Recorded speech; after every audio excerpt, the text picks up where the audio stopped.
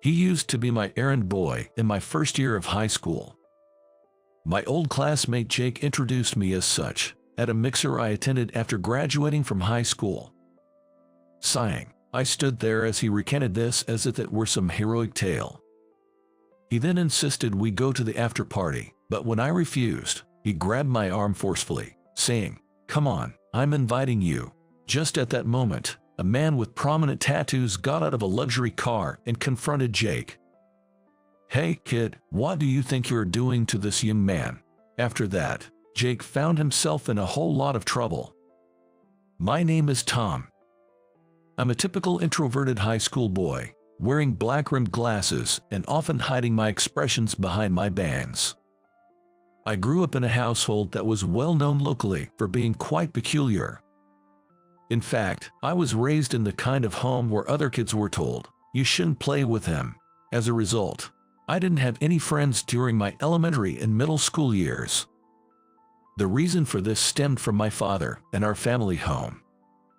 During elementary school, I happened upon a local soccer club practice and was watching it when the coach invited me to join, asking, "Would you like to play with us?" But as I was about to start practicing, someone said, "Coach, you can't let him play." "That's right. We shouldn't hang out with Tom. My mom said so." I was told not to get involved with him. Others chimed in. To make matters worse, I overheard a parent watching the training say, "If he joins, I'll move my child to another team. It's better to be safe before anything happens." Essentially, I was the neighborhood outcast. Because of all this, I hated my father. We hardly speak now. During middle school, just walking down the hallway would make my classmates nervous, and this led to a lonely and unenjoyable school life. That's why, when it came time for high school, I deliberately chose a school far away. I was hoping for a fresh start in a place where no one knew me. The commute was nearly 3 hours one way, but I had to accept this as the condition for leaving my family home. I had envisioned a bright future, finally enjoying high school life. However, that bright future was shattered all too soon.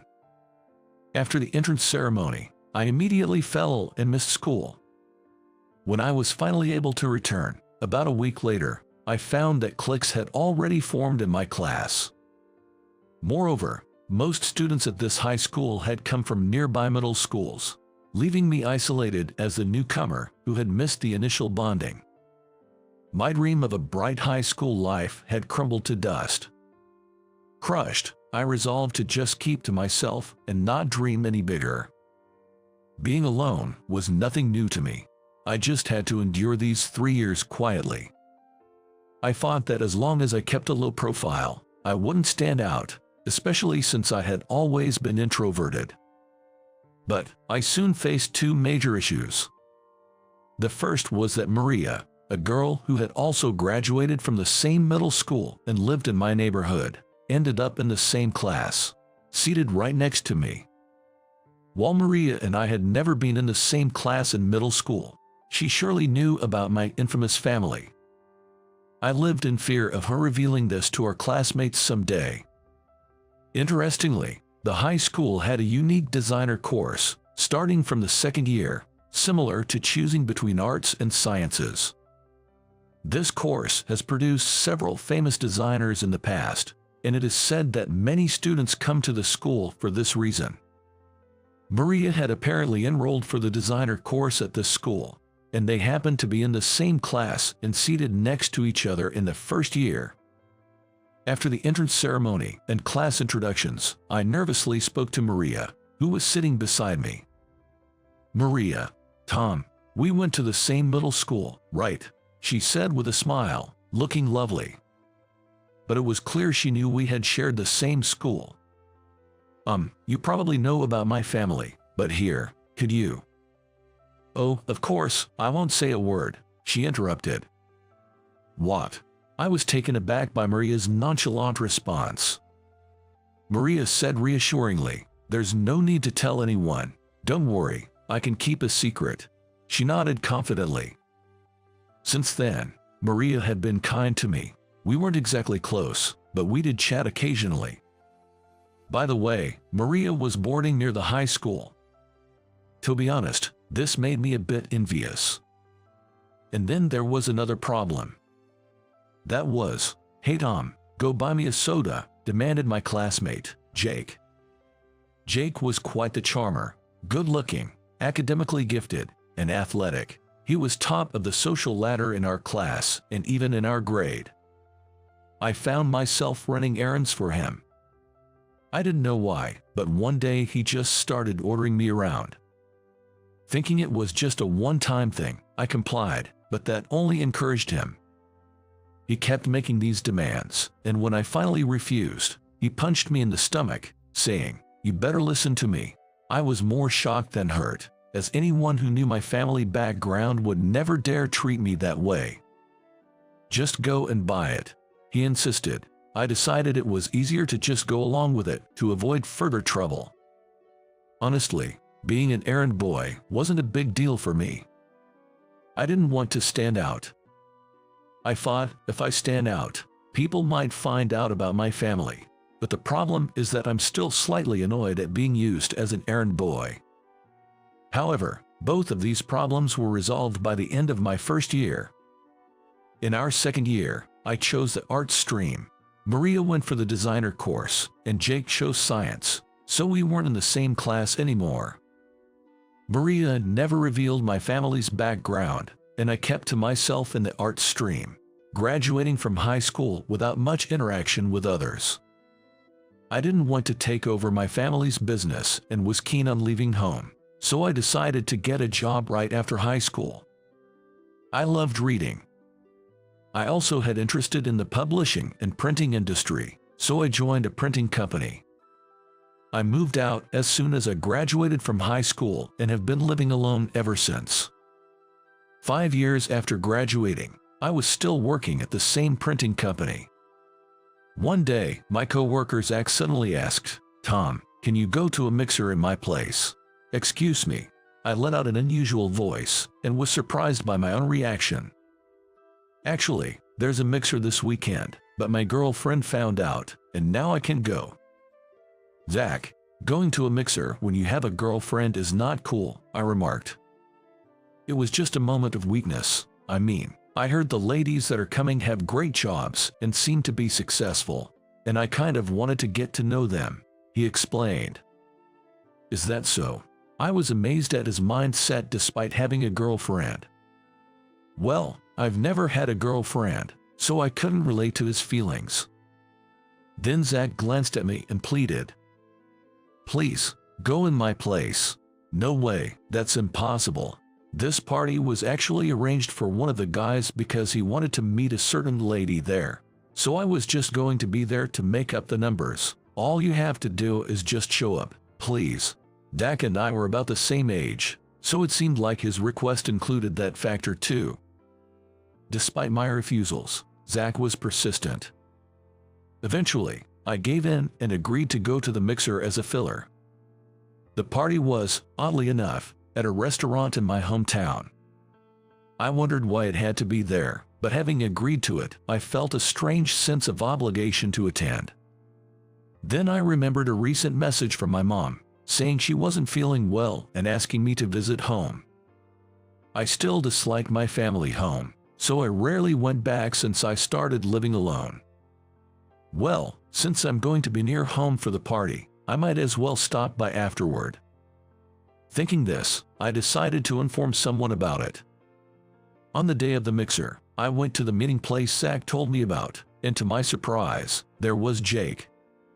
"Tom, what are you doing here?" he exclaimed upon noticing me. I was stunned.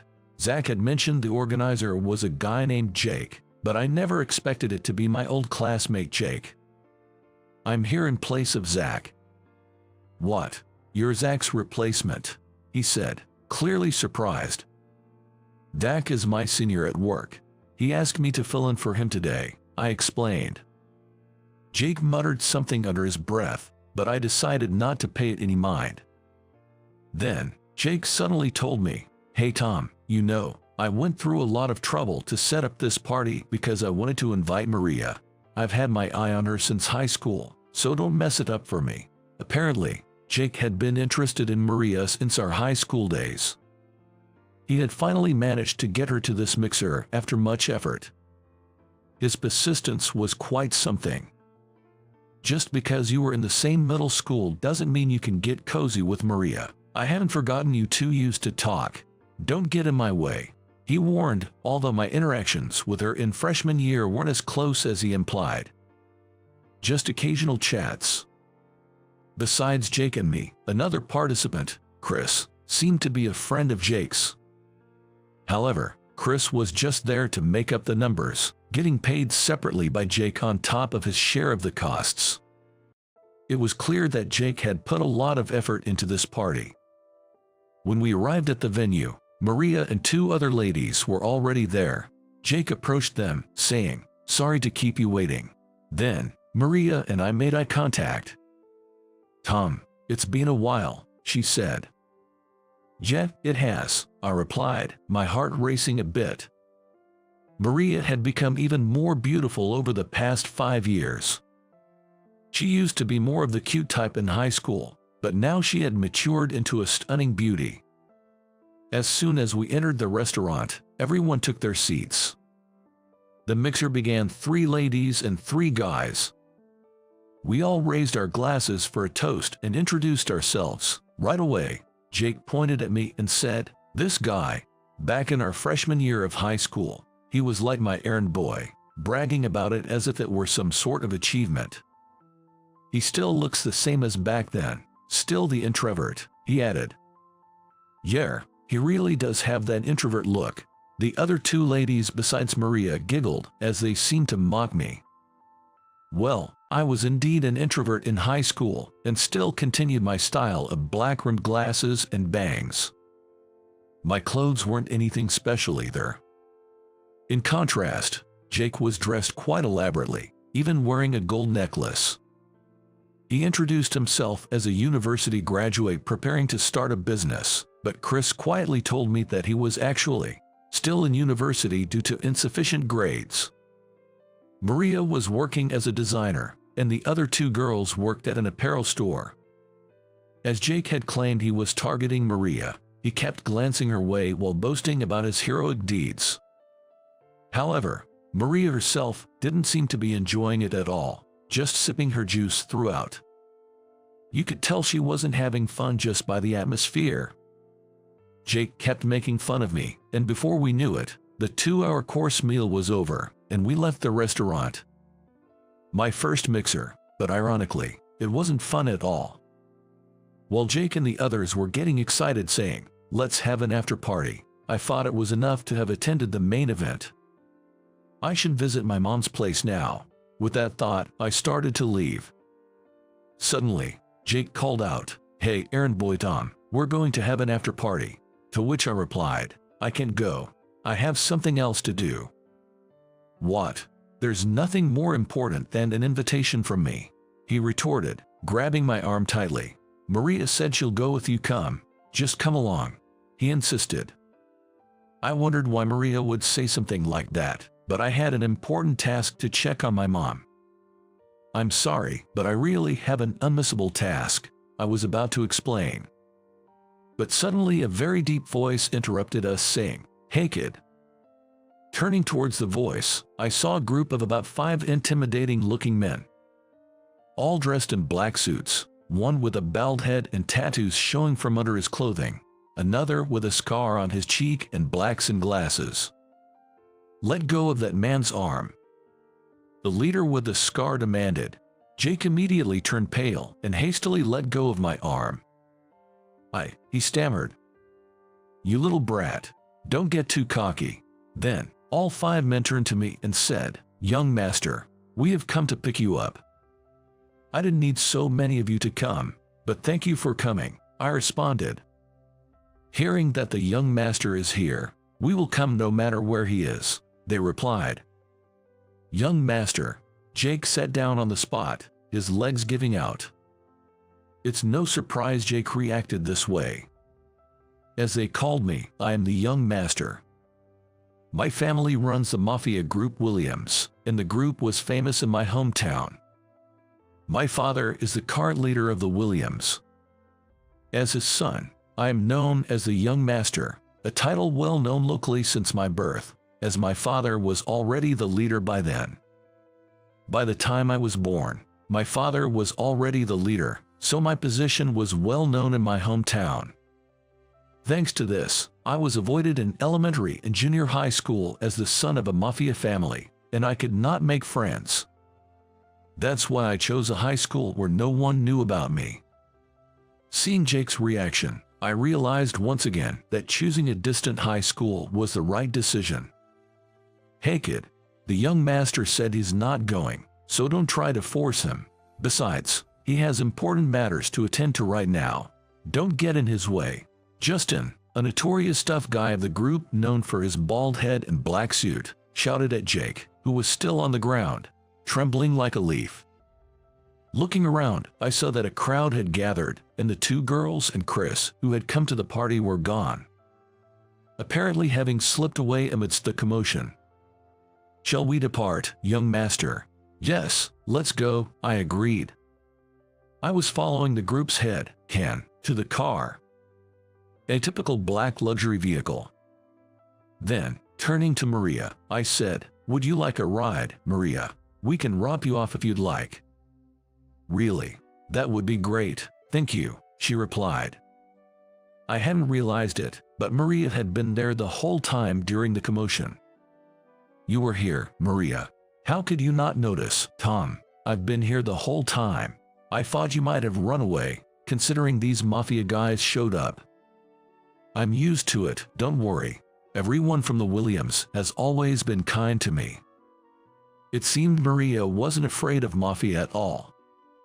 Maria and I ended up sitting together in the back seat. She was getting along well with the group members, talking animatedly. Honestly, it seemed like she was even closer to them than to me. "Do you often visit my house, Maria?" I asked. "Actually, your mother often buys clothes I design. Because of that connection, I've been invited to your house and have always been treated kindly by everyone from the Williams," she explained. I was surprised by her words, unaware of this connection between her and my mother. Maria has become quite a popular designer lately. The master's wife has been saying how she misses not being able to see her as often. One of the members commented, "I've been too busy to visit recently, but if you're heading there now, can I come along?" Maria asked. Of course, the master's wife will be delighted. From this conversation, it was clear that Maria had a very good relationship with everyone from the Williams. Maria and I ended up heading to my family home together. "Sorry for not knowing, but you're quite famous, aren't you, Maria?"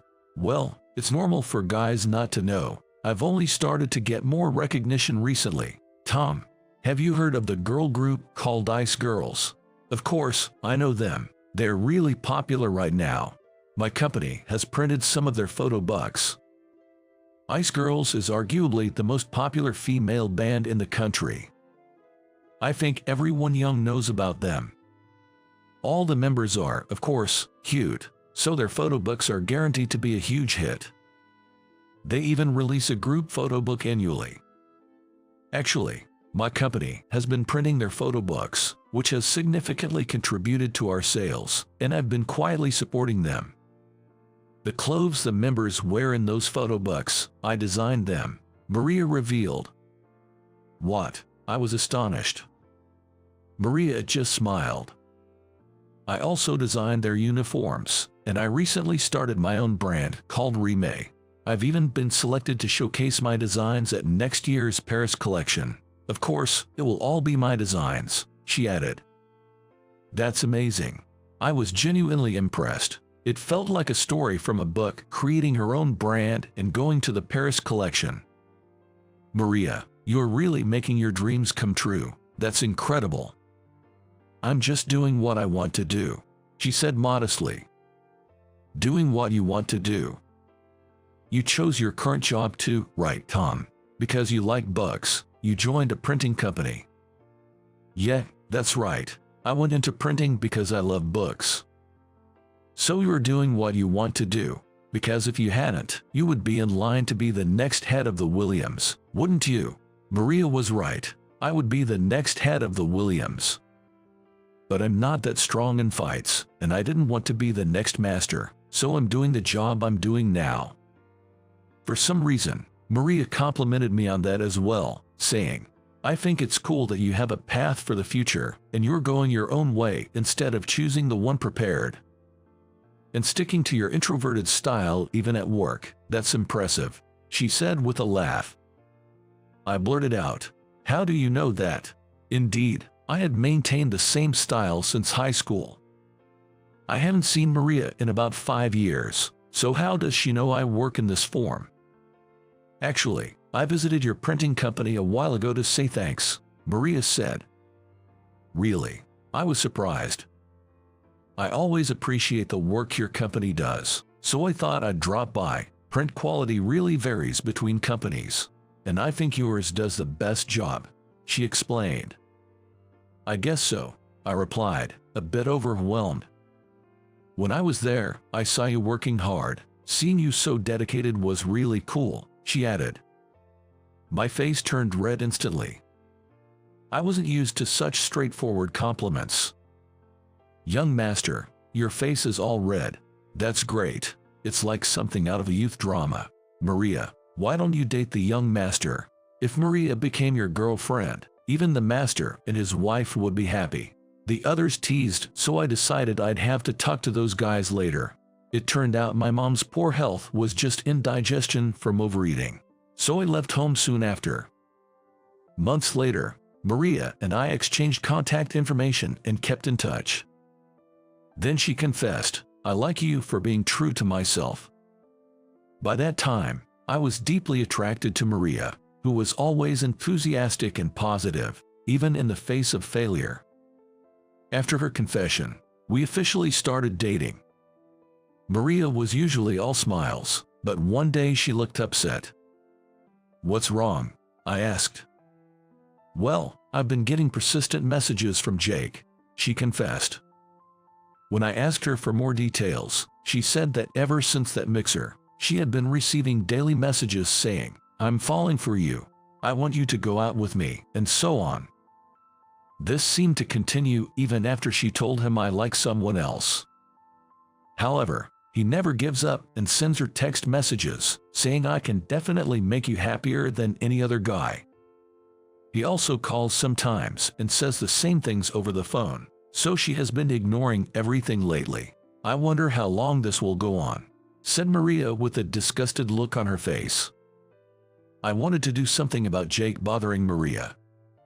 One day, Maria and I were at a cafe. I stepped away to use the restroom. When I returned, I found Maria being bothered by someone. I've told you, I have a boyfriend now. Leave me alone, she insisted.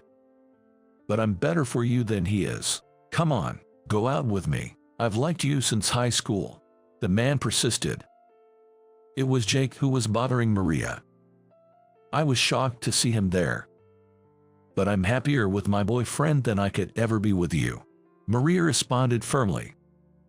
Come on, just go on a date with me. I want to brag that I'm dating the popular designer Maria, Jake pleaded. He was grabbing her arm like he did at the mixer. That's when I quickly approached and placed my hand on Jake's shoulder. What do you think you're doing to my girlfriend? I smile at Jake, who turns around as if in a panic. Who are you? Jake was startled.